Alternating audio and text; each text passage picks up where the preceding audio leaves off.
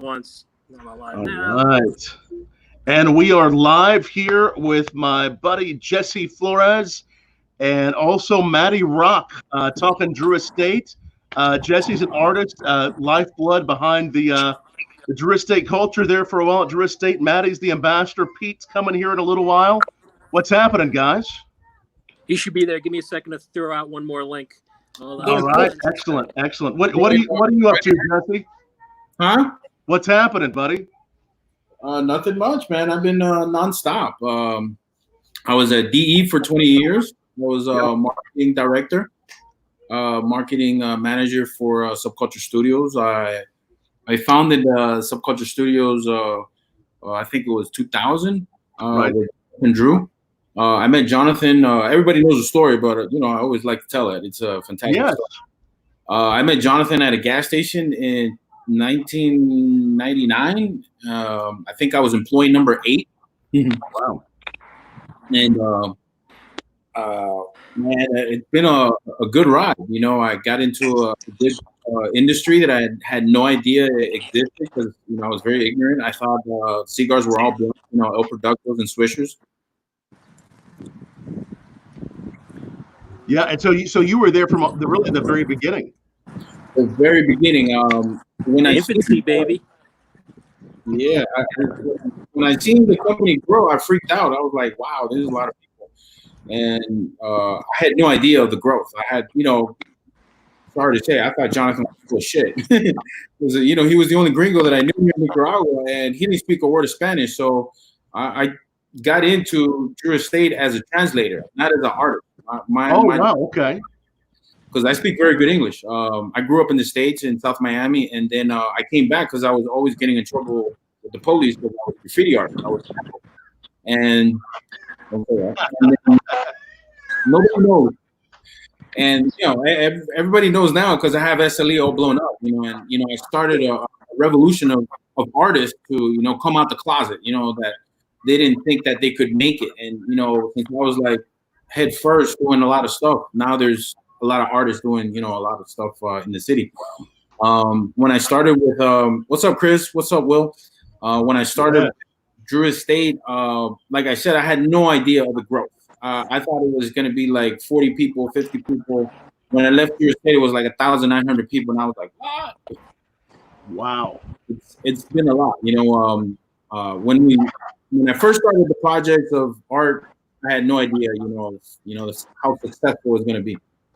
That's amazing. And so, and obviously many people watching right now are familiar with the art of Jessi Flores and Matty Rock. Great to have you here too. Again, sorry we got started a little bit late tonight, he but says he's still backstage, so you got so many. Okay, excellent. So many great people. And if you're watching this right now, definitely like this, share this. I'm going to put the link up there, BourbonBlog.com/live.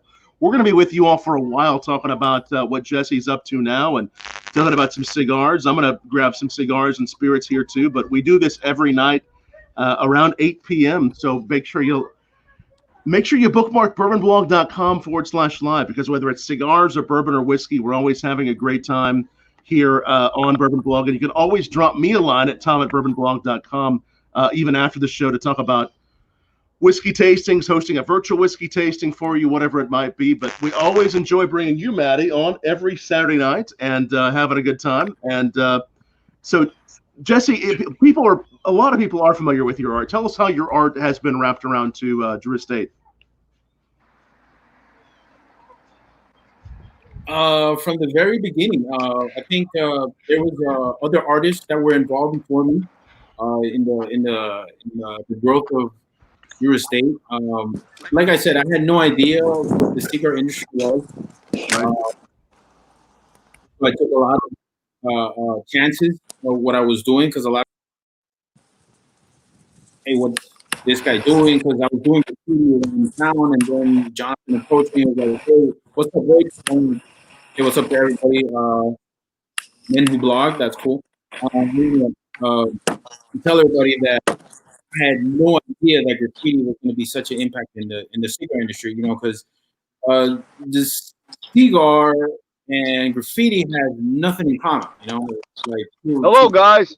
Oh, what's up, Pizza We got Roll? Petey in here now. Oh, the angry Italian midget kids. Ooh. Jesse, what's up, my man? What's up? Tom, how you doing? Matty Good to Rock? see you. So many great people joining us. We have a large number of viewers. Go ahead, Jesse. Pete, great to have you. We had to bring Jesse in here. Had to bring Pete in. Got Yeah. it. So I would have got in sooner, but Matty sent me the wrong password. Tom's password worked. okay, so they let you come out and play. I Good. I think Matty was. gave you the link there, you donkey humper. Don't you dare. It's good to have everybody here.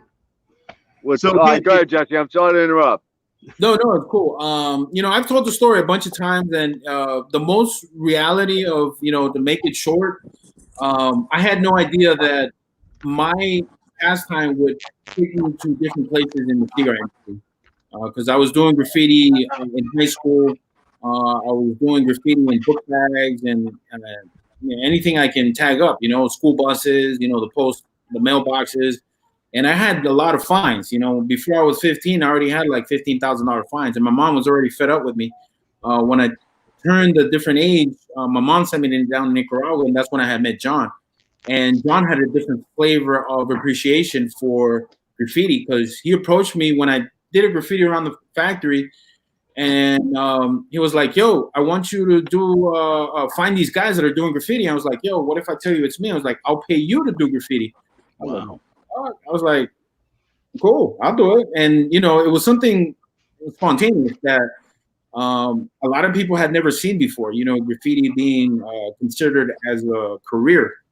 And then I got into the cigars, working late night. I would see John, bunching his own cigars and lighting up all his blends at night and burning his table. The cleaning lady was always on him. She was like, he's going to burn the whole factory. I was like, no, he knows what he's doing. Because he was cigars, now out, and he'll just like burn different blends and success. Now it's a worldwide known brand.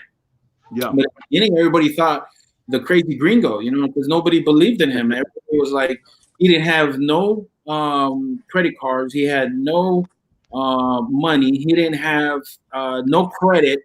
And nobody wanted to give him credit for bales of tobacco, because everybody was like, who the fuck is this gringo? And, working hard and having mentors like Kiki Berger, he's mentioned it a few times in his interviews. Those guys pioneered the way for Drew Estate to become accessible to everybody, because he had a dream. And his dream was being in Nicaragua full time, because everybody, does the Photoshop, comes down and takes a picture in the crop of field, goes back and doesn't return to see their brand in 2 years. John was here 10 years. And those 10 years, he learned Spanish, because he was always asking, and I was always translating for him. And wherever John went, I went. It turned out to be a very harmonious friendship, because I learned a lot from him. Because I'm a kid. I didn't know about all this about entrepreneur and being one-on-one with customers, and these guys will tell you when they came down on Cigar Safari, they had an experience of a lifetime. They're unforgettable. Wow. And it's something like that took me to become a better artist, because I was like, okay, if I want to make the company bigger and more bolder, I got to be a better person myself as an artist, not just I want to draw better things. I have to be a better artist within myself. So it's been a tremendous ride, from Drew Diplomat catered to me as yo, you guys want to do this? I was like, hell yeah. Then they approached me about a bunch of things, hey, you want to design the factory, the inside of the factory? Yeah, sure. If you want to decorate inside the factory, these guys will tell you, 95,000 square foot factory has never been seen before in another place in the world. Wow. Consider that Cuba was one of the best factories in the world, but Drew Street, hands down, is one of the most immaculate factories. Not because I worked there, but because I left my fingerprint there. A lot of people really have seen me and developed over the years. And another project was Cigar Safari, which I had a lot to do in the beginning and pass on, and then I also did all the trade shows from a certain year to 2006, 2007. Everything was being built from Esteli. So I would rent like 2-3 warehouses around Esteli, hire a bunch of kids, punk kids that didn't know shit, and then teach them. Like, okay, like clean board. I wouldn't sleep because everybody was like, the accountants were the first ones that were like, "Hey, you're spending a lot of money." I was like, "Well, talk to John. Call John." John's like, he wants me to do this shit yesterday. That was my, I was like, I would ask John, like, "Whoa, people are on me. They're saying I'm working too much." I'm like, "Fuck them. You got to do shit. You got to fucking send those containers by the end of I think it was May that I always had to ship out, and that's how it was always, progressive. Because I already had one of my back. So John was like, "Yo, you need to do this, you need to do that." So I was very successful. I mean, on my side. Every account were like, "Oh, you're spending too much money. You're renting so many warehouses." But when at the end you would see the trade shows, these two guys would tell you, phenomenal. Everybody would like not even look at the old trade show booth and just swarm through a staple because they seen the vibe, all the artistic, intellectual that was being delivered. Besides Joey and myself, we worked back to back, nonstop every year, trying to like make stuff hotter and hotter than any other CR factory in the industry. Crazy, man, crazy. So, let them know what you're doing today. Let them know about that new site that you have that you're producing all your new artwork on. So, guys, Jessi will break it down for you, but it's not just cigar-based art, but Jessi can also be commissioned too. So give them an idea and a little bit of a background, what your aim is that you're doing with the new company, Jess, and how you're going about and going forwards with your artwork. Sure. Well, working for so many years in the industry, I studied about a year. 2019 was the year for me to like refocus on myself as an entrepreneur because I wanted to do stuff on my own. And so I got into e-commerce and I started studying how to do e-commerce business and, being more strategical. I already knew about marketing, online marketing, but I wanted to like better what I was presenting myself as, branding myself as an artist. So I got to study with different guys online. I went with, hold on, give me a second.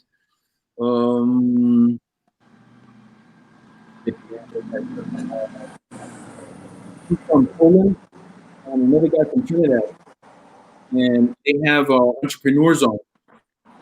It breaks it down how to build your own online business from building your website to everything that's included on there. I can't tell you everything because I'm done teaching everybody. And it's been very successful to me as an artist because I've been doing my own thing. Look at Pete Taro actually working. That's good, Pete. That's good. Don't get crazy now. Better side. Just because his grandpa ass is getting cold and he needs more fire, bro. Come on. Yeah, his bones are shivering. I love my fire. Yeah, buddy. And so over, hey, what's up, Chad? What's up, Achim? On the site, I was gonna put Jessi Flores, and then I started working with Francis, and Francis was like, "Well, you got to brand your street name because everybody knows you, but you got to let everybody know your street credibility." I was like, "Okay, all right, let's do this." So everybody's like, "Where's victims come from?" We always time victims. Hey, what's up, Chad? And 1975 was the year I was born, so I connected both together. And what I did on the site was, since everybody always has a niche, they say, the career that you choose is the one that you're better off in what you know how to do. And Gary Sand told me one time, I always paid attention to Gary. Gary was like, "You're never listening to me. You should listen to me." I was like, I am. So Gary told me, he's like, stick to what you know. That was around the time that John had sold the factory, and he was telling both of us, he was like, "You guys got to stick to what you know."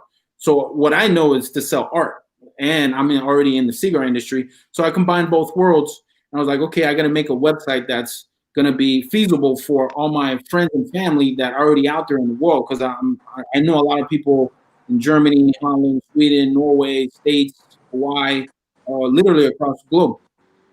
So it was really easy for me to convert my followers from the cigar industry into art world that I'm already been cultivating, as they say. So what I wanted to do was to present a site that could be eagerly fashionable for the people like you guys and everybody out there in the cigar world to really enjoy and wear swag, like this. This is coming soon. So, there you go. We'll put that a little bit. I don't think Check it out. can wear this, but maybe he could wear it. So what I'm trying to do is bring a different angle into the industry instead of, because when I got into the cigar industry, I really didn't know all I know now, so I took it upon myself to look at not being conservative, but to have fun in the cigar world. Like with all the tattoo stuff, when people would come down to Cigar Safari, they would ask for tattoos. So I'm starting to do a lot of tattoo designs on shirts and stuff. Yeah, sexy legs. And it's now more common that people are digging alternative ways of marketing into the cigar industry. Because yes, a lot of people copied my shit over the years, but it's all right. I just got to take steps, for complimentary, baby. Yeah. Complimentary. The tattoos. I ain't gonna mention no names, but until I got in, into the game, people started coming out the woodworks of like how to present yourself differently in the cigar industry. Because John, when he asked me, he's like, "Yo, I want a tattoo." John has one tattoo on his leg, and that's been done by me.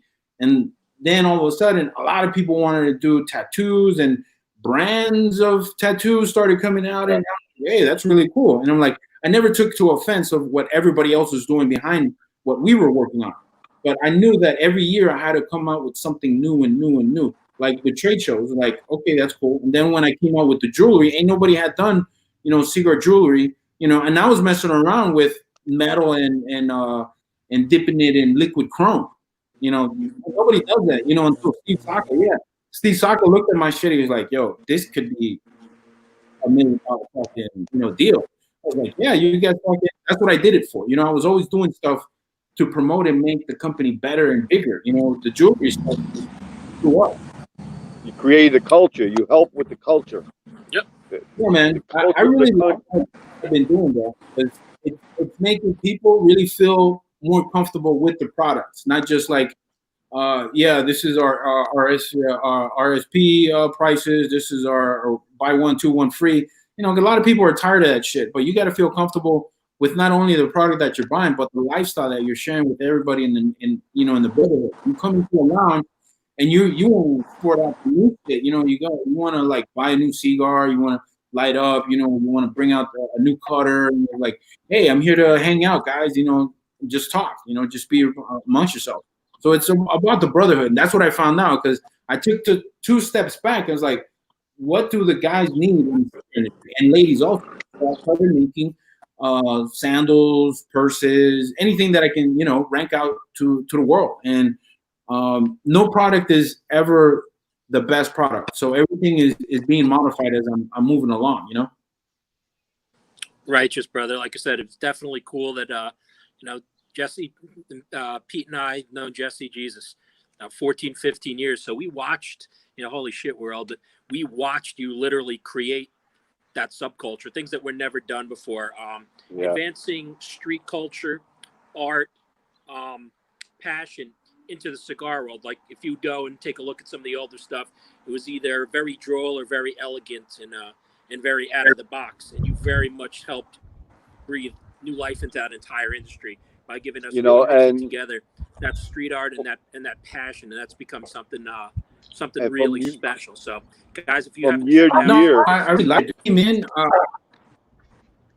From year to year, you see how everything, whatever it was that he created, he dug down deeper and then deeper into the subculture to come out with something new, something exciting, something like, holy shit, I need to get that. I went the sweatshirt every year.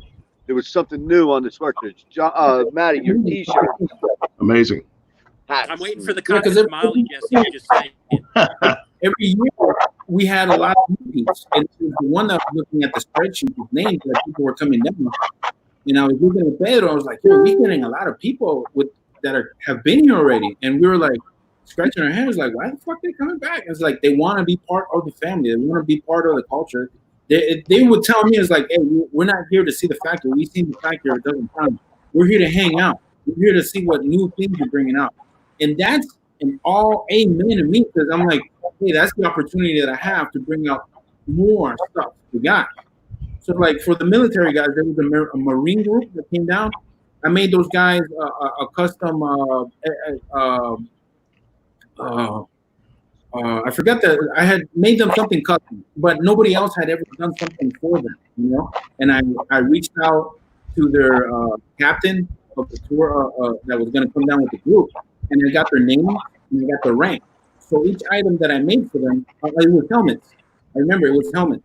So I made each helmet custom made for each military personnel that came down, and it was like, wow, this is so cool. So it's something that other companies don't take the time to do, because I did my research. I'm like, colonels were down here, sergeants were down here, and these guys are very tight, close knit of military guys. It turned out so well that they kept coming back and coming back. So it's the brotherhood that they love. You know, like they're never gonna get that in another factory. It's amazing. And again, it's Jessi Flores, artist, and we know him from so many different areas and ways. And you were talking, and sorry, I was off camera for a moment, but you were talking a little bit about your new organization there, right? Yeah, my new website. So the website is www.victims1975.com, and I'm trying to produce as much stuff new as possible, because I know I'm not going to be able to reach out to everybody and cater for everybody. So I'm trying to different venues and mediums, so that way it's accessible to everybody. Because I know a lot of people, women and guys, they might not like what I'm doing, but the next week they'll like it. So I'm targeting different genres and ages. Doing like what Facebook does, it's like, oh yeah, well, to tag something or make something visible, we got to make it very analytical. So I'm trying to make it very analytical for everybody to be reached out. Like in design, guys would like this, but girls won't. So I'm trying to reach out with different things. At the same time, being very wide open into the area of like the cigar smokers. Excellent, very nice. What is what's everybody smoking there? I know everybody has something different there. Or do we have some of the same cigars there, Matty? I think we're same, right? I have the Shady 20. I think we're. I'm drinking today. I'm not smoking because there's a lot of Shady 15. I wanted to be different. You got the okay. You got the Shady too. I have the Shady as well. I got the Shady 20, and tonight is a little Weller and some Weller. Yeah, that Florida Cognac 25 is incredible, isn't it? Oh man. Yep. I'm being my hardcore Jersey self. Petey knows what's going on here. And yes, I do. What kind of root beer? Matt, old school. Boylan's has been around since the late 1800s. So I'm keeping my Jersey theme going. What's up, Chris, dude? And I'm having some rum too, Jessi. I'm having some plantation, so I'm a big fan of pairing rum and cigars. Is that one of your favorite pairings? Is rum and cigars, Jessi? Yeah, dude, I like it. It's really me. I used to drink a lot of beer, but once I get into beers, I'm like, I think I'll have it too. I'm more of a guy now. Hey Tom, why don't you fill in any new viewers that haven't been on before? Give them a little background of why you are the man with the plan, Mr. BourbonBlog and spirits guru, kind sir. Well, thanks, Matty, and again, great to have everybody joining us. We do this just about every night. Sometimes we don't do Friday nights, but every Saturday we're with Matty Rock and other friends from Drew Estate. And Pete, great to have you. Had Pete last week, and Jessi, great to have you. Everyone, it's great to have you watching us. We do this on bourbonblog.com/live. And so I'm a whiskey journalist and educator. I started doing this show right when the COVID shutdown started to feature great guests like Drew Estate, cigars like whiskey makers, distillers, rum makers. And we do this just about every night at 8 p.m. Eastern time.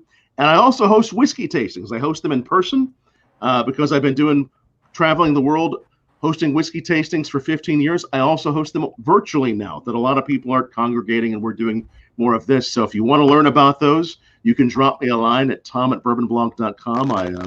I get to places like the South Beach Wine and Food Festival, usually in Miami, a lot of great festivals, but this year a lot of virtual tastings, but I can come do them in person for you. We can plan forward there. So it's always great to have new and old friends watching, and just to have a discussion about cigars and art and whiskey. And Jessi, where do you pull a lot of your and root beer? Right, there you go. Where do you and root beer. I live vicariously through you guys. That's right. That's right. Where do you pull a lot of your inspiration from on the art that you're doing now, and where have you always got your inspiration from? The majority, I get it from hip hop. I'm a hip hop freak. One of the things that united John and me was hip hop. I've been a hip hop head since I was a young kid. So all my traditions of music have always inspired me to do graffiti. I've been a tattoo artist since I was a kid. But graffiti has been one of my main principal techniques. And then my current inspiration is my kids. I look at them and I want to make a better world for them. When I was at DE, a lot of people think I'm crazy, but my inspiration was Jonathan Drew. He always says, "Oh, you're always giving me too much credit," but it's not. Whoever's been a friend of John for years knows how John is. And I always like to be a better person, a better artist, because he would always push me to the limit. Like, "Oh, you've never done this. You should do this." So I've never been on a scaffold before. I've never been on a lift before until I met John, because I'm scared of heights. I'm a big dude. But when I met John, it was always like the ultimate rush. You got to do things because we've never done it before. And he would always tell me, he's like, "Don't worry about the money. If you fuck up, it's my money." And I was like, "Okay." So it was the adrenaline of actually doing something and, taking it from an idea to paper. No fear. No fear. And then No fear. in Las Vegas at a trade show amongst the heavyweights of the cigar industry. And everybody's like, "Yo, we got an award for best of show. Or we got best cigar." Stuff like that gives you, chills in your body as an artist, because you would never imagine having that type of, uplifting energy. So a lot of people would ask me over the years, like, "Why are you nonstop?" And I was like, "Well, because John doesn't stop. Why should I stop?" Right. The one day that I would stop would be like my wife's birthday, anniversaries and stuff like that. But I was hardcore, and these fellas would tell you, it was like I would be the last one to leave Safari because I always wanted to be connected with people. It wasn't Jura State was not a job for me. Let me very clearly tell a lot of people. I'll tell Swisher in their face, that was not a job.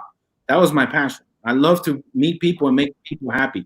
A lot of people don't consider that as their job because they're like, "Oh, I don't get paid enough." I was like, it was never about the money for me. For me, it was always making people happy.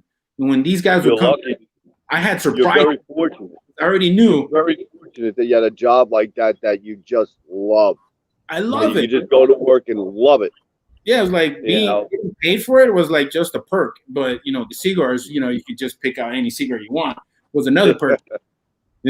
But yeah, the opportunity. Look, all these years later, you familia, brother. Yeah, so man. That just shows you the connections, man. Some deep shit. I love it, dude. To go to Europe and all of a sudden there's a line of people waiting for me to talk to them and sign, their items that we were giving away at the trade show. I'm like, I would never imagine that, because I would very, very be how do you say, grateful for the opportunity. So to meet so many people. I've met judges, I've met police officers, I've met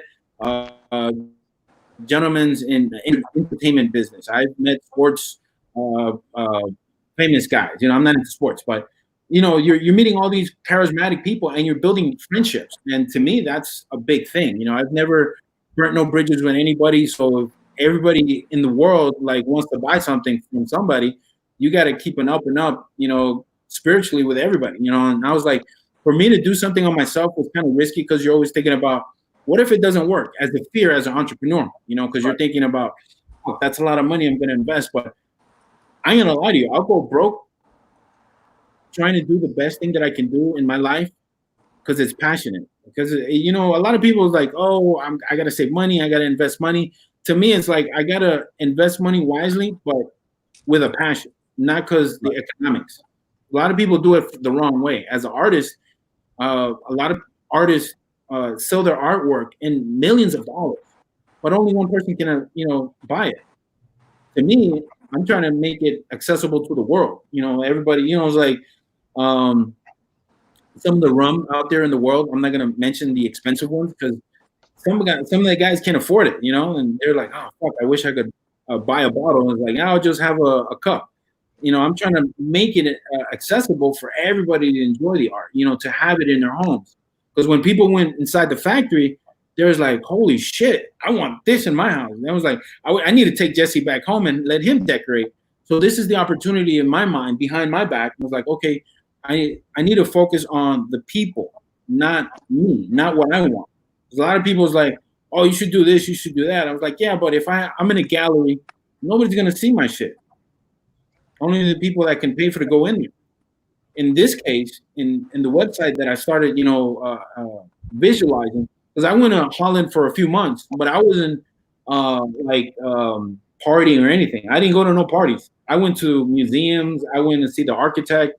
I went to go see art galleries, and people were like, "Where'd you go?" I was like, "I went to Van Gogh." But you were there yesterday. I was like, "Yeah, I just want to see art. You know, I want to see what people cultivate." Because at the Van Gogh Museum, the guy's dead, and when he was alive, nobody cared shit about him. Right. You know, he cut off his ear. He was in love, and you really don't follow the passion while the guy is alive. What's the reason of actually having some art? So, in my mind, in my state of mind, I was like, I need to become famous while I'm alive. That way, my fruits are passed on to my kids. Because after I'm dead, you know, ain't nobody gonna even remember Jessi Flores. Like, oh yeah, that guy used to work for I don't want that. I want people to like visually connect with me right now. And right now with the e-commerce is really easy, especially with the Zoom and all the connection on social media. They're very easy to connect with everybody. So you can have meetings and meetings and meetings, and you're getting one-on-one with everybody. You know, each company is doing their different platforms on how to connect with their sales teams and stuff like that. But for me, I want people to be reached out. And it's like, I'm getting on connections with people I didn't even know that really wanted my art until now that I have the website. People are buying, and I'm looking at the spreadsheet of sales. I'm like, holy shit, I didn't even know this guy. You know, so it's really cool. Now I'm connecting with more people than the circle that I already had. Speaking of that, Jess, let everybody know how to reach you. Let them know your Instagram. Let them know your Twitter and Facebook. And guys, Jessi can be commissioned for artwork as well. So take a look at his stuff. Incredibly talented, and not just talented, but Jessi's family. So make sure you get connected with Jessi. You take a look at all the different artwork he's created. And like I said, at the end of the day, he's created that cultural niche that when I first started smoking cigars, I'm old, 30 years ago, did not exist. No. Why are you making that face, Jessi? You old as shit too. Don't do that.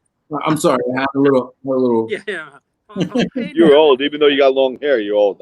It's gone. I want to put that. There's the website, thevictims1975.com. That's the main place. And what are your on Facebook? You can search me out for Jessi Flores with an S, and on Instagram I am Jessi Flores. And then there's a backup page for Facebook, a like page because I already hit 5,000. But I deleted a bunch of people that were just ghosting and spamming and just bullshit. And just didn't really. So I deleted like 180 people that I really didn't need in my life because 1, you're not supporting my cause. 2, you're not buying anything.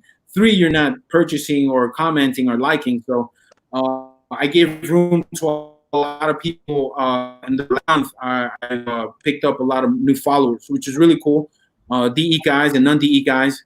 But everybody's welcome to my site. I'm not prejudiced or racist or anything like that. My thing is cigar industry. I want the brotherhood to grow as bigger as possible because I'm one of those guys that believe in supporting the community, the cigar industry, not just I'm here to make money. I want people to feel like it's a brotherhood of the leaf in real aspect.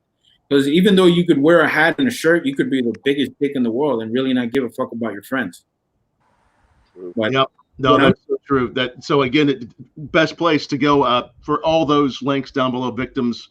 That's without an I, right? VIT. Without the I, yeah, because a lot of people's like, yo, I can't reach in there. And if I also got into the coffee biz because of my daughter, she's sick, and these guys at Danish coffeeroasters.com reached out to me. They were friends from Cigars Safari, and I tattooed them. If you ever seen the pig with the goggles, I had done that originally, and they liked it, and I made a collaboration with them to support my daughter. So all the proceeds from each bag of coffee goes to her. It's JanusCoffeeRoasters.com, and my blends right now are two, which is Jessi's blend and Cyclops blend. Wow. And you know them, Tom. That's our boys, Shad and Shea Bates. Yes, Yeah. absolutely. Yeah. Tell me the website once again. I want to make sure I type it correctly up there. JanusCoffeeRoasters.com. JANUS coffeeroasters.com. I'll put that up there in just a moment. That way people can. What do you go for with your blends? What do you like about your blend? To be mild and then bold, because I know people want to have like an afternoon cup of coffee, and then you have because after you eat, I'm like Nicaraguans drink coffee like they drink water. Yes. So here, the tradition is always have a cup of coffee after lunch or at your break. And I was at DE for 20 years, so I noticed everybody was drinking coffee at 3 o'clock in the afternoon. I was like, wow, that's kind of like really late, but it's a tradition here. So I'm like, okay, something new. But also, the idea came about to get into coffee because the guys at Cigars Safari were loving the Nicaraguan coffee. And they were like, wow, this is so great with pairing with Cigar. So the idea came about. I was like, well, I got to make my own blend. And, I reached out to a couple of plantation guys that own coffee farms. And then when Janus came along, I was like, yes, this is the perfect timing. Let's make the plug. So the Jessi's blend is very mild. And then the Cyclops specialty blend is more of a bold, like pick you up, make sure oxygen, give you a pickup. Jesse turns into Air Jesse, man. Leaping through the air. Shit. Lots of Jesse, it. you That's remember great. we liked Great. so much we went up to Matagalpa. Yes, Yeah. exactly. And Pete was From pushing that the bus that got stuck in a ditch. Higher. You remember that place we went to? We got we got stuck in the ditch. Yeah, we got stuck in Remember the the ditch. little stream? Yeah. We had to get it over the stream.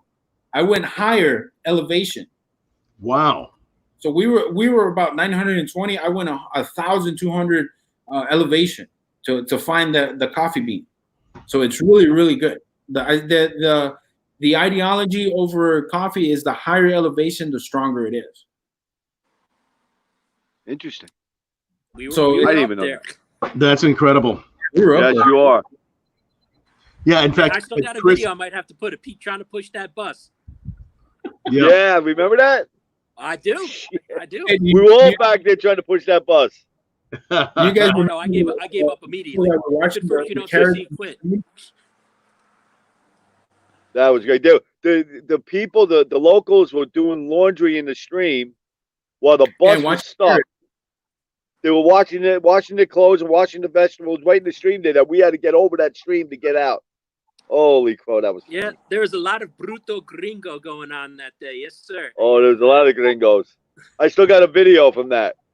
I got to send that to you, Jess. That was a great trip. Tom, was keep that in mind, fantastic. Tom. There's gonna have to be a BourbonBlog trip out. We're gonna have to get there with you. I Florida. would love that. That would be. Oh yeah. And then we'll have another body to push the bus if it gets stuck. That's in the ditch right. again. That's right. Exactly. I always need one more. No, Jesse, I like what you said earlier about having no fear when you were creating, and just when Jonathan said to you, just have no fear. I think that's something that for artists, for any of us that are creating something new, if we can create and live and explore with no fear, like we can't. I think I saw that quote recently. Live each day like you can't make a mistake. Do that next thing. Is that something that continues to drive you whenever you're creating what you're creating? Yeah, if you want to create something, you got to do it without no fear. Because usually when you're thinking about, what's going to happen, you actually, that second thinking actually makes you want to stop. So for Right. me, I would rather make mistakes and see the outcome later, because I know financially there's always the problem. But if you don't take risk, you're never going to know. Even though if you're like into real estate, you're into whatever kind of business, you're always going to have to take a risk. So anything that you do out there, you really have to be powerful hearted of what you're going to do, because it wasn't easy from like decide one day from another, hey, I want to leave Drew State, because you know I was always being pampered with a lot of stuff that I had. You know, it was like I had vehicles, I had chauffeurs, I had food all the time, and cigars all the time. But for me, it was like I got to do something for myself as an entrepreneur and look at it as like, where do I want to be in 20 years? Do I want to be sitting in an office, or do I want to travel the world and showcase my art and open up more bridges? So I took Plan B, because I know a lot of people were like, "Oh, you're very comfortable. You shouldn't leave." I was like, "Well, if you don't take the first step of fear, you're going to be like always enclosed. You know, you're always thinking about what I should have, I could have. You know." So to me, as an artist, I wanted the limit, the extreme. You know, it was like, you know, like those guys. I did a lot of ATV riding when I was new, and it was always that hill that you never seen that was always scary. You knew you were going to land, but you didn't never seen how you were going to land. Right. So when every trade show, I was like, I would take off. There was one trade show in reference to Of No Fear. John gave me the full amount to like go wild. It was like I presented him a small booth. No. And he was like, "Yo, let me concentrate on the blends and other stuff we're gonna release at the trade show.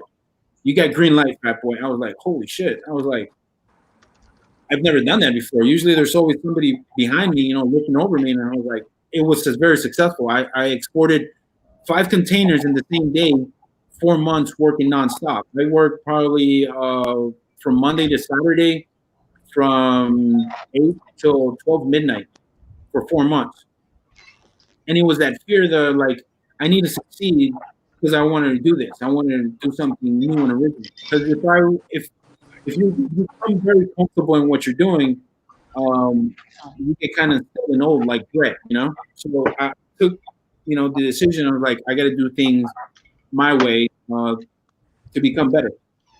Excellent. Yeah, I thought about the site, and the site was something that I wanted to do for a long time, because, you know, people at Safari were always asking me like, "Yo, can you do this? Can you do custom work?" And I'm like, "Nah, I can't do that. It has to be Drew Estate stuff." So now, you know, I'm open free reign. So my father's, AJ, I still have connections with everybody in the cigar industry. I can pull up the Padron, and he's like, "Yo, can I have a box?" And he's like, "Yeah, sure, come in, you know, have a box." Like AJ, you know, when I took these pictures, these were at AJ Fernandez's farm, and he was like, "Hermano, come inside. You do what you want." I was like, that's the love that I get, because I always work with a lot of people in the industry. And another reason for that brotherhood, I did the first Nicaraguan Cigar Festival. I managed all the marketing online for them. So I got really tied knots with all the head honchos in the cigar industry, because I walked into all the factories and I was like, "Yo, I need these samples. I need to take pictures of the factory. I need pictures." So everybody showed love. So over the years, I've created, you know, good friendships with the other cigar manufacturers. What everybody wants to know is like, "Hey, are you going back into cigars?" I'm like, I wouldn't be right now, because I've had a bunch of guys ask me like, "Hey, you want to make your own blend?" I was like, "Nah, I want to make swag. I want to make the art culture," because I see a division, and everybody's seen it. You know, FDA's coming, trade shows are splitting up, factories buying other factories. So I see the division, but a lot of people don't focus on the consumer.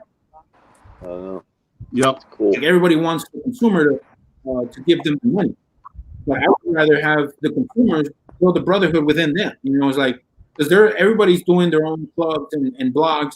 So it's like, what if there's a swag page that everybody can buy their own stuff and support? You know, that I am a cigar guy, instead of like making your own stuff. It's cool to make your own stuff, but professionally, like, I have a lot of credibility of like what I'm doing, and then the shit looks hot. You know, like if you would sell this, you know, on a website, you're like, oh shit, I need that in my life. And that was a lot of things that I heard from a lot of the guys and ladies. Shut up, take my money. I need to take your artwork to the States, take it back home. Right. So I imagine the website being something very feasible for everybody to take to their home. No, that's a cool. Show us the shirt once again. The what shirt you're wearing there now? Very nice. And that Chris Duque guy's asking you a question there, Jess. Yeah, Chris is asking a question, Jessi. Any collaboration with cigar companies in the future? Thanks, Chris. Yeah, most definitely. I've gotten approached by a few guys, but I didn't want to do it because I didn't want to step on no toes. Because I know a lot of people are like scared of like, well, he knows a lot of ideas. I'm like, I'm never gonna repeat nothing that I did in the past. That's what a lot of people are like afraid of. Like, oh, he's just gonna copy what we do. Like, yeah, I'm not really into that copy and paste shit. I'm more into like, original and authentic. So whenever I do come out with something very cool, it's going to be a very, very worldwide known product. Whole different packaging, a whole different venue of size of cigar. Because, what a lot of consumers want is always originality, something very new and something hip. So it's been behind my mind. But for me to take the brand off, I would have to brand myself first. So more people can know of Jessi Flores marketing instead of just like bringing out a cigar and half of the people on the other side of the world don't even know who I am. Right. Excellent. No, so many great questions coming in. If you do have any questions for Jessi or any of us, ask them down below on Facebook, on YouTube, on Twitter.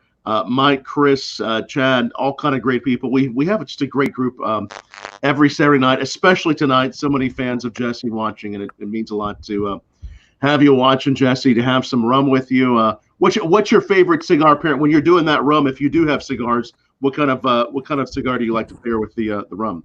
I like Liga 9 and Roma Craft. Nice. Roma Craft. Yeah, right now there's a lot of mosquitoes outside because we're in the rainy season. I can't smoke inside, but usually I go outside and smoke in the backyard. Very nice. And those mosquitoes are like flying around on condors, man. Those mosquitoes are rough, bro. They're horrible. And I know we touched on it just a little bit earlier. Matty, tell us about the cigar that we're all trying here, the Shady here. Well, Shady, you roll back, and Jessi's smiling for this one because when you talk about the incorporation of Drew Estate into hip hop, anybody out there who listens to hip hop know that Shady is in reference to Slim Shady, which is Mr. Eminem himself. Yes. So they went into production. A good friend of the DE family and a personal friend of ours, Mr. Paul Rosenberg, who is half of the Shady Empire, and Jonathan Drew were really, really good friends. And they said, hey, what would be a really, really great smoke that we could work on, something that you'd endorse, something that the Shady Empire, if you will, would endorse. And you came out with what we have today, which is a configuration of the Undercrown, which is a nice box press Undercrown Maduro. Yes. Probably a little, I'd say, quarter kick more in strength. Anytime you do a Cuban box press, obviously the way that it smokes is a little bit different. I'm a big fan of those box presses. Yeah. What you and Petey are smoking today are the 20, which is 20 years of Shady, and I'm puffing away in the 15. The blends are identical; they're just 5 years apart from each other. But again, going back to Jessi's original mantra of how well Drew Estate and Subculture and everything tied into the hip hop culture, we're smoking a part of it right now. That that Slim Shady himself and Mr. Rosenberg endorsed the product. So very, very cool stuff. If you haven't smoked it, peeps out there, I would definitely give it a try, especially if you're into medium body, you enjoy your Maduros. And like I said, the addition of it being a box press adds a nice new dimension to it. Yeah. No, I really like it. I like the robust nature, the spice, and I think it is the right pairing for this interview. It's perfect. Yeah. Righteous. What are you pairing it with today, Tom? I started off with some of the plantation rum, the XO, the 20th anniversary, just really beautiful. Starts off in Barbados, and then they actually send the rum. The rum company is owned by a cognac company called Pierre Ferrand, and they send this rum to Cognac, France, and they let the flavor and the rum settle down in not used but new cognac casks to really settle that flavor to what I call Frenchify the rum, and then it comes back to us, and it just has this great burst of sugar, some nice creme brulee when paired with a cigar like this, some nice buttery notes. It's a really good pairing. Just like Jessi's 25-year-old there, I bet that would be great with this cigar as well. Yeah, dude, it's tasty. Yeah. What you got And that's going? really Petey? popular when we've traveled down there. That's just we love seeing the Fleur de Cagne as well. Yeah, you could get it at the airport. When you're leaving the airport, you could also visit the Hoy Nicaragua booth. You got that? You could get both of both worlds. Some Hoy Nicaragua Cabernet that is not sold in so many places, and you can get the. Nice. And is that your favorite Fleur de Cagne? Is the 25? Yeah, the 25. Yeah, the 8. I think there's a 7-year-old and the 14-year-old is pretty good. Yep. The 25th is more smooth for me. It's that really. I still have the 18-year-old Fleur de Cagne up in my cabinet. Just a little bit left from what was it, around 4 years ago?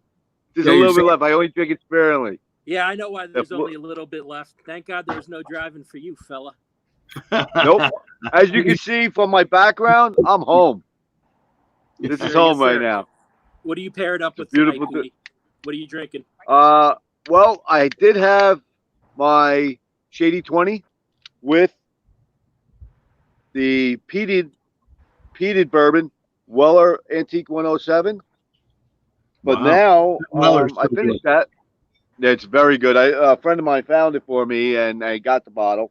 Yeah. Now I'm going to go with as it used to be with the traditional Underground. This is as what Drew Estate says. This is the people on the floor, the Bancheros and the Torciadores. This is their smoke. Wow. The quick story behind that was when they were producing Ligas, they were smoking all the Ligas and they couldn't sell any because they were smoking them up, and they decided to make their own blend based on the Liga blend, and they came up with the Underground, and it became such a hit. And when Drew Estate promoted it and put it out, and it's actually it's been my go-to cigar for probably 6 years, somewhere around there. When you look in your humidor and you don't know what you're going to smoke, I say I'm going to pick up an Underground because I know I'm going to like it every single time. That's great. And so it actually originally started as the one that they smoked on the floor, everybody liked, and then that's how they got it going. Yeah, because they were smoking a lot of it. Wow. It was actually production chicken sauce. Such a great cigar. I think question coming in for Jessi. Let's see here, Jessi. Which artist, dead or alive, would you love to do a collab project with? I guess that you haven't already done. Who would you pick? And thanks, Chris, for watching us on YouTube. Yeah, Chris. Mahalo for the question. Chris is from Hawaii. I think it's different, Chris. No. There is 2 artists that I would look forward to doing some artwork.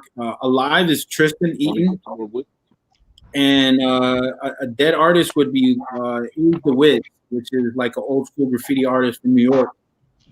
He passed away a few years ago because he never protected himself when he was doing graffiti because the fumes affected his liver, and unfortunately gone before time, but like I've done a few collaborations with other artists, living artists. I was last year invited to Holland's Wall of Fame, which is really cool, and there was over 35 different world-renowned artists there. And when I started, I was kind of like a little bit intimidated because you see a lot of talent out there, and these guys were from Saigon, Taiwan, Belgium, Paris. Another kid was from Germany. There's a lot of great artists in Germany. And it was kind of inspiring to me that a lot of the guys that were drawing, they stopped what they were doing just to catch feelings what I was doing. They were just watching me. And I was just drawing something very folklorical. So it was really, really cool to work with other dudes in the art world. Wow. That's really cool. Very nice. Excellent. No, that's great. Say it again. As an artist, you always want to be networking with other artists, right. Below everybody. So what do you There's see a lot of the artists. future of when you're looking at graffiti art and how it's grown? What do you see for the future of graffiti art? I want to experiment with other art, industrial side like metals and metallics. I want to make my own toy. You heard it here first.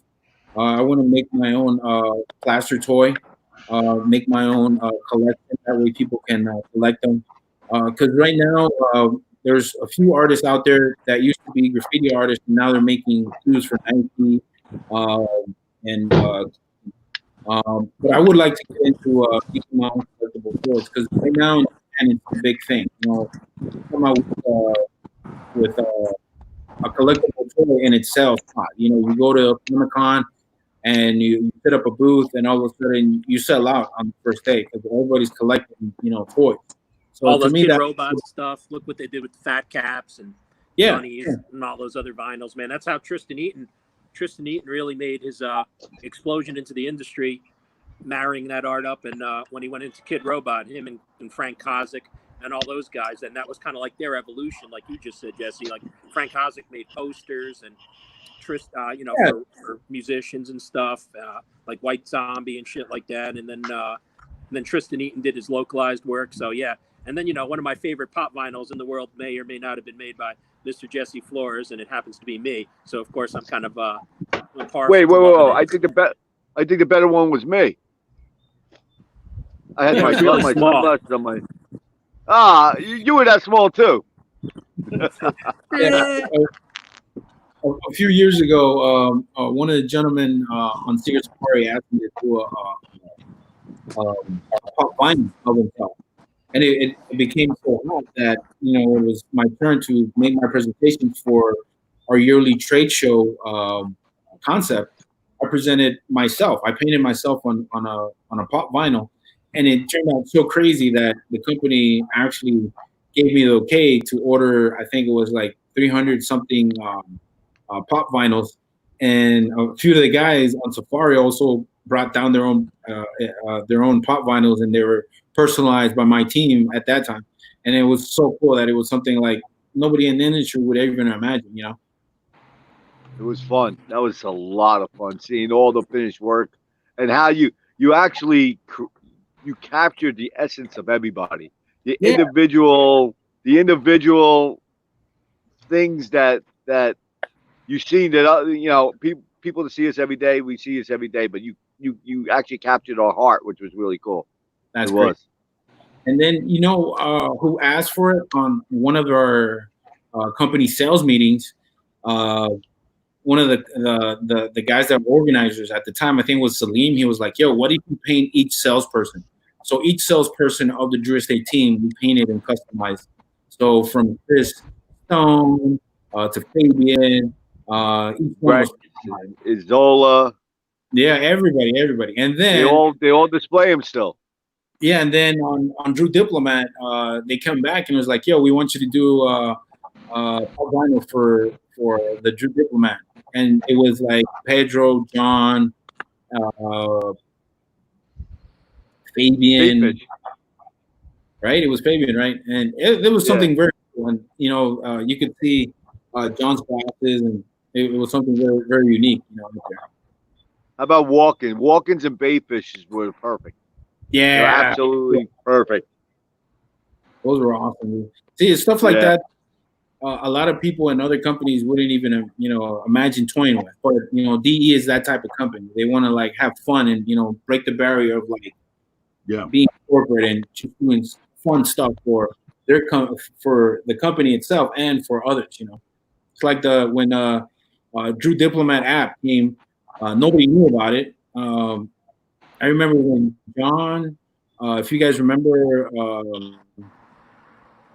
Sam Morales and John, I forget his name. He does Woodstock.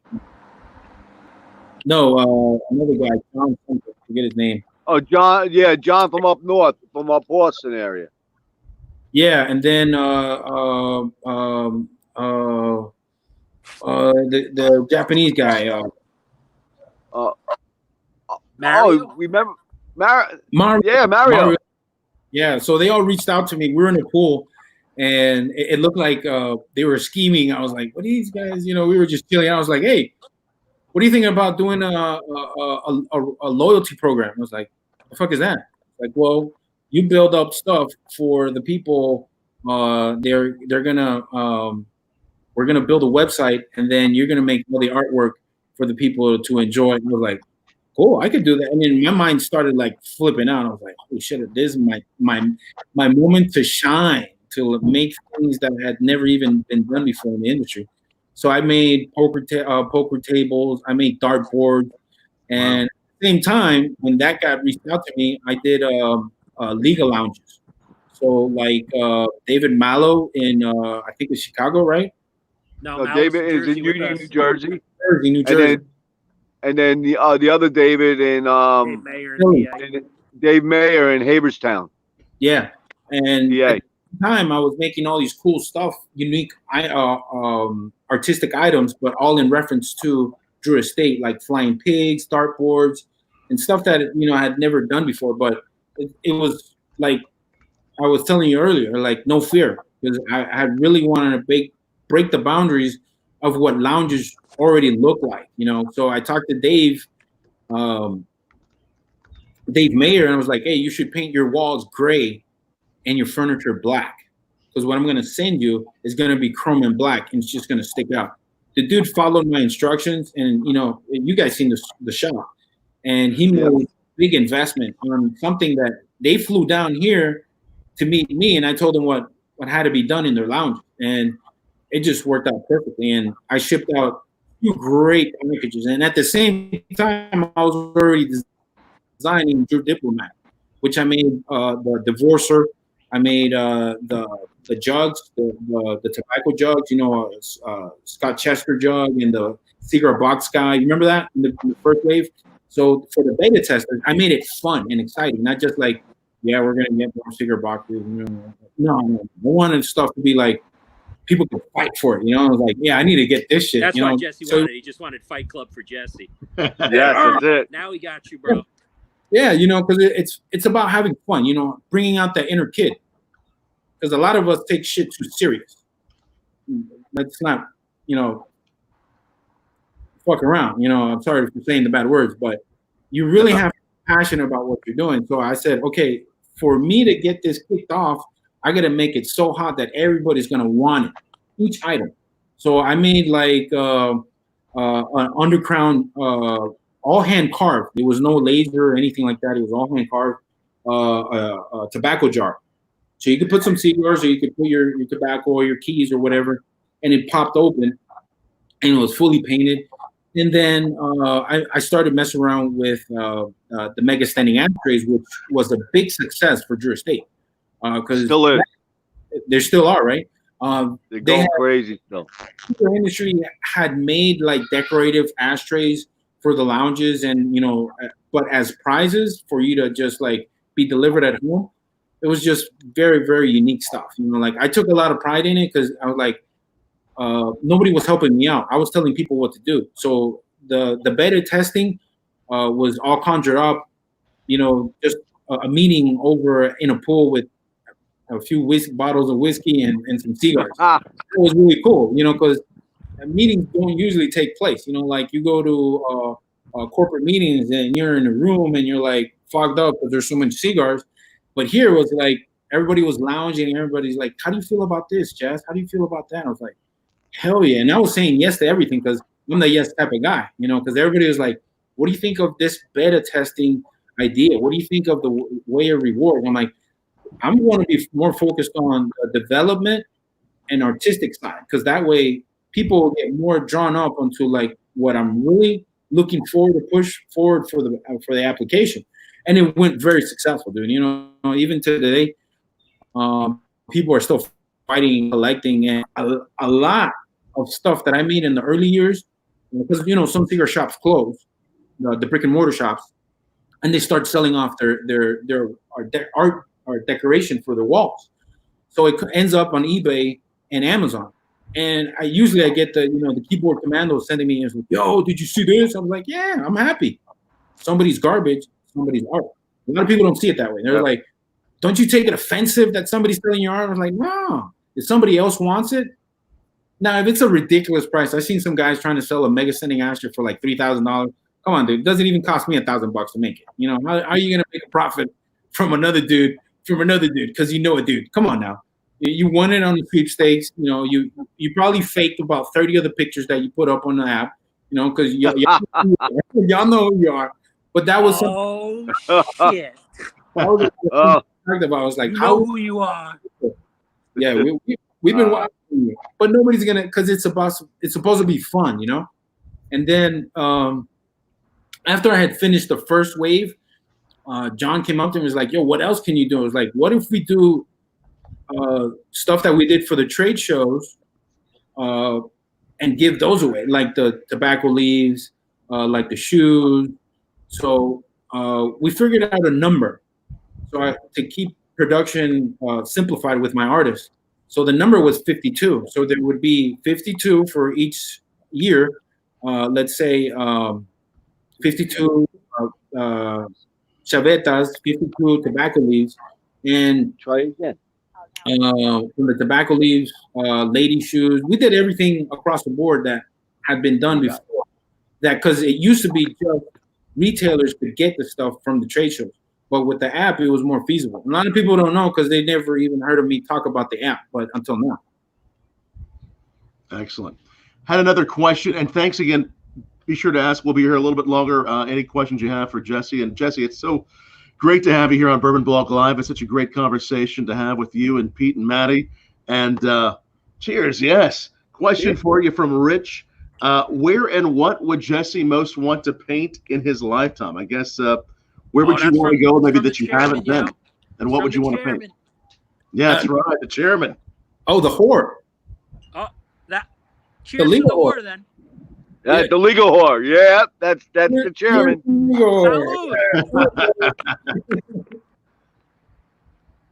I would like to go to Rich's house and paint his house. Nah, man. You know what happens when you do that? You fall off of roofs and shit. Oh no, shit! You don't want to do that. No. That's like the type of thing you're talking about. Oh snap! Now, what was the question? Where would you want to go that you haven't been? What would you want? Maybe someplace that you haven't been, or in front of something that you would want to paint. I've been hearing about this powwow in Hawaii, which recruits the biggest artists, and it's a get together. They usually paint huge murals, something like that. I would like to do in a large scale to paint with other artists and really go downtown on the industry of the artwork, because a lot of that's why I wanted to paint with Tristan Eaton, because he's painted skyscrapers, buildings, and that's some scary shit. I wouldn't do that, but I would do bodegas and empty warehouses, but in a large scale. Low to the ground. Yeah, from the floor to the way up. Because I've done a home in Holland. What's up, Mariska from Holland? That gives me going back to what I was saying. I painted a millionaire's home in Rotterdam, which I'd never done before, and he gave me like full access to his house. So I painted inside his house, outside the house, and I was with a crane. And I was scared at first, like I don't even know how to drive this shit. So he's like, "You'll learn." I was like, so I got on YouTube and learned how to drive a crane in half an hour. And then after that, I learned how to drive a Mercedes, watching the YouTube, because that's what he had. And he was like, "Yeah, you can do whatever you want to the house." So I made a sketch, and then I painted the first clean, and then it took me about 2 to 3 weeks to paint. But in the summertime in Holland, it gets you get daylight till like 10, 11 o'clock at night. So it was really cool. And the weather was fantastic. And I'm a fat guy, so the cold weather really helped out. Very nice. So now, as Drew Estate has grown, and you were with them again from the very early days, what's it meant to you, Jessi, to see how much Drew Estate has grown?